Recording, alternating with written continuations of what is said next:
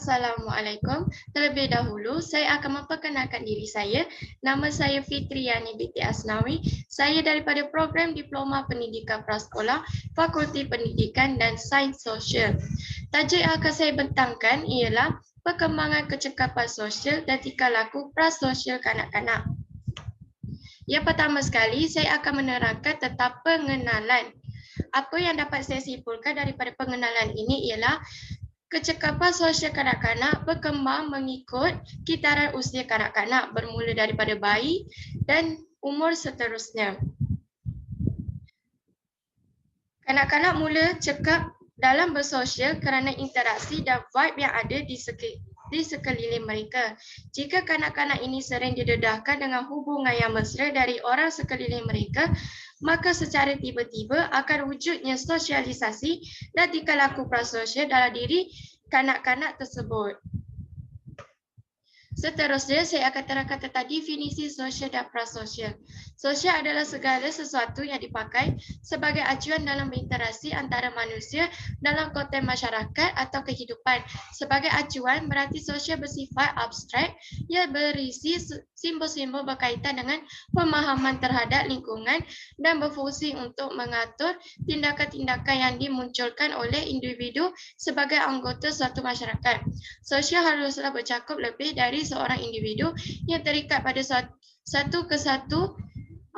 kesatuan interaksi kerana lebih dari seorang individu berarti terdapat hak dan kewajipan dari masing-masing individu yang saling berfungsi satu dengan lainnya. Tingkah laku prasosial pula merujuk kepada tindakan sukarela yang bertujuan untuk menolong atau memberi faedah kepada individu ataupun individu yang lain. Definisi ini merujuk pada tindakan tersebut berbanding motivasi yang terhasil antara tindakan tersebut. Tingkah laku prasosial melibatkan pelbagai aktiviti seperti berkongsi menyelesaikan masalah orang lain, menyelamat dan menolong. Seterusnya, ciri-ciri kanak-kanak mempunyai kecekapan sosial dan tingkah laku prasosial. Yang pertama, mudah mesra dengan rakan sebaya dan masyarakat. Kanak-kanak yang mempunyai kecekapan sosial tingkah laku prasosial ini mempunyai ciri-ciri yang mudah mesra dengan orang lain, yang mempunyai sifat empati dan bertolak ansur dengan orang di sekeliling mereka, dan tidak kekok sekiranya mereka berjumpa dengan orang baru, dan tidak kekok bila mereka perlu berinteraksi dengan orang luar. Okey, seterusnya ialah punca kanak-kanak tidak bersosial. Di sini saya sertakan 5 poin. Apa yang dapat saya simpulkan daripada punca ini ialah kanak-kanak tidak mempunyai sifat sosial ialah yang pertama kerana tidak mempunyai dorongan daripada orang ibu bapa dan orang di sekeliling mereka. Mungkin kanak-kanak ini sering didedahkan dengan sifat persekitaran yang negatif seperti rakan-rakan mereka sendiri mempunyai sifat pilih kasih dalam persahabatan ataupun pendidik itu sendiri ataupun pendidik di sekolah yang tidak menggalakkan kanak-kanak ini untuk bermesra di sekolah, dan ibu bapa juga tidak mendedahkan kanak-kanak ini dengan masyarakat di luar. Seterusnya ialah punca kanak-kanak tidak mempunyai tingkah laku prasosial. Apa yang dapat saya simpulkan daripada poin saya di dalam slide saya ini ialah yang pertama, mungkin kanak-kanak ini tidak didedahkan dengan nilai-nilai murni sewaktu awal usia kanak-kanak lagi. Dan seterusnya, kanak-kanak ini tidak terbiasa dengan hubungan mesra dengan orang-orang di sekeliling mereka. Dan juga kanak-kanak ini mungkin sering ditindas oleh rakan-rakan sebaya mereka bila mereka berada dalam persekitaran sekolah. Okey, seterusnya, apa faktor yang mendorong perkembangan sosial dan prasosial di kalangan kanak-kanak? Poin pertama, galakan daripada ibu bapa. Poin yang kedua, penerapan nilai-nilai murni yang diberikan oleh guru. Poin seterusnya, penerimaan rakan sebaya dalam melakukan aktiviti sosialisasi. Yang terakhir, dikelilingi oleh orang-orang yang positif dan terbuka.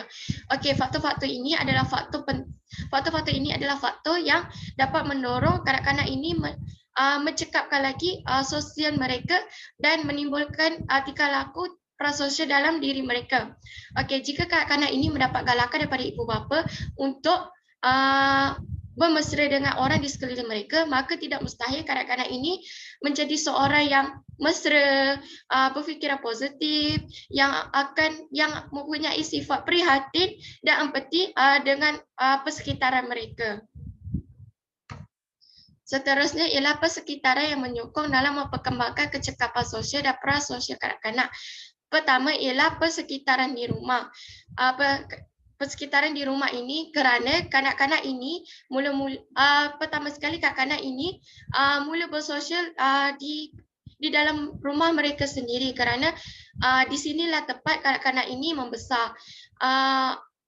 Individu yang terlibat dalam persekitaran di rumah ini, yang pertama sekali tentu sahaja ibu bapa mereka, yang kedua ialah adik-beradik mereka, dan seterusnya saudara mara yang terdekat maupun yang jauh. Okey, ibu bapa adalah orang yang berperanan untuk kanak-kanak ini mewujudkan sosial dalam diri mereka dan tingkah laku prasosial dalam diri mereka.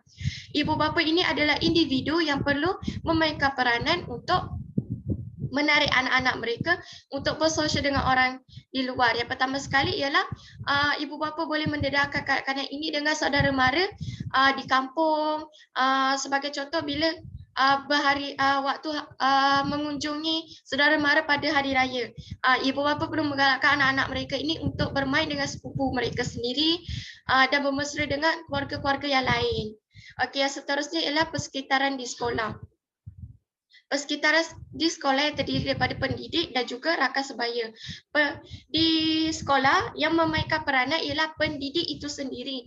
Pendidik ini perlu menggalakkan kanak-kanak antara kanak-kanak ini untuk berkumpul dan melakukan aktiviti bersama. Jika pendidik ini sendiri tidak menggalakkan kanak-kanak ini untuk melakukan aktiviti bersama, kanak-kanak ini akan menjadi seorang yang suka hidup dalam persekitaran mereka dan kelompok mereka sendiri tanpa menghiraukan rakan-rakan mereka yang lain di sekitar kawasan sekolah tersebut. Jadi pendidik ini sebagai pengentaraan antara kanak-kanak ini untuk cuba bersosial dan bergaul antara mereka. Okey, seterusnya ialah teori yang terlibat dan teori yang menyokong bahawa kecekapan kanak-kanak berkembang melalui persekitaran, iaitu teori pembelajaran sosial Albert Bandura. Albert Bandura merupakan seorang pengkaji yang telah mengemukakan tentang pembelajaran dan mendekatkan aspek sosialisasi dalam membantu perkembangan individu. Albert Bandura telah membuat kesimpulan bahawa kanak-kanak belajar daripada persekitaran dan meniru kanak-kanak dan peniruan. Kanak-kanak akan meniru setiap apa yang didengari dan dilihat oleh mereka. Daripada peneliti beliau, Albert Bandura mengemukakan teori pembelajaran peniruan, iaitu satu sistem pembelajaran melalui pemerhatian ke atas model. Peniruan akan dibuat melalui beberapa cara. Yang pertama ialah peniruan secara langsung, kedua peniruan melalui sekat lakuan atau tak sekat lakuan, dan ketiga peniruan elisitasi. Okey, seterusnya kanak-kanak belajar melalui apa yang diperhatikan lalu menyimpan apa yang diperhatikan. Kemudian memberikan tindakan atas apa yang diperhatikan dan menunjukkan tindak balas atau peneguhan yang telah diberikan. Okey, di sini kanak-kanak akan melihat apa yang diperhatikan, iaitu apa yang dilihat, dan mereka akan observe apa yang mereka lihat dan mereka akan keluarkan apa yang mereka lihat dan mereka akan meniru apa yang berada di depan mereka. Jadi di sini orang yang lebih dewasa perlu menunjukkan segala perkara yang positif agar kanak-kanak ini akan menjadi seorang individu yang positif dan cuba untuk mengeluarkan segala perkara yang positif untuk kehidupan mereka. Sebagai contoh, ibu bapa perlu menggalakkan kanak-kanak ini untuk keluar dan bersosial, berjumpa dengan masyarakat luar. Ibu bapa yang mesra dengan orang lain tidak mustahil akan melahirkan anak-anak yang mesra dengan orang lain dan yang mudah bergaul dengan orang di luar. Okey, kesimpulannya, hasil daripada pembincangan bahawa kadang-kadang memperkembangkan kecekapan tingkah laku sosial dan prasosial dengan menceburi hal-hal yang ada di sekitar mereka. Kadang-kadang mencuba sesuatu baru dengan mendekati seorang individu lalu mencipta sosial antara mereka. Kadang-kadang yang pada awalnya suka menyesuaikan diri dengan persekitaran baru mampu menerimanya dengan dorongan daripada penerimaan rakan sebaya, guru mereka dan orang lain. Hal ini sekaligus mengklarifikasikan bahawa persekitaran yang mengundang sosialisasi di kalangan kanak-kanak. Elemen sosial dan prasosial yang sedia ada pada kanak-kanak mampu diperkembangkan dengan penerimaan orang sekeliling terhadap kehadiran mereka.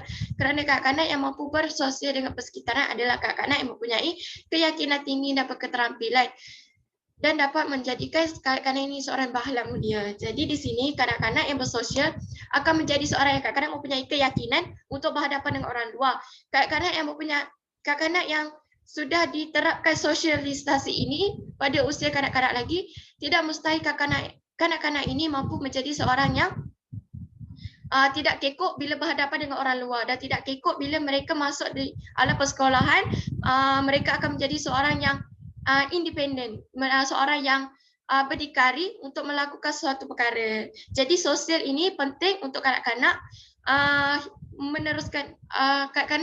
meneruskan kehidupan mereka dengan masyarakat luar, rakan sebaya dan siapa saja di sekeliling mereka. Sekian saja pembentangan daripada saya. Maaf daripada saya sekiranya ada kekurangan dalam penjelasan saya. Sekian, terima kasih.